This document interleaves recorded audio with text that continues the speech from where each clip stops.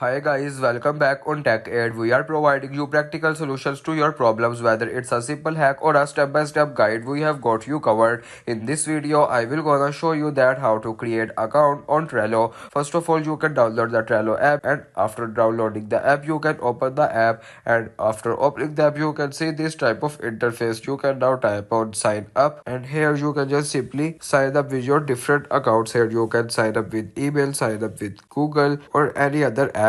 In my case, I can continue with Apple. So now after this, you can now tap on continue, and now you can tap on sign in, and after a few seconds of loading, tap on continue. And this is the way you can create account on Trello app, and now the account is created. If you want to keep your online activity private and access to restricted contents like I do, trying using a VPN. It's secure, easy to use, and makes a browsing safer. The link to buy is in the description below. If this tutorial helped, don't forget to like the video and subscribe for more practical solutions. Got questions or need extra help, drop a comment below and we will be happy to assist. See you in the next one. Thanks for watching.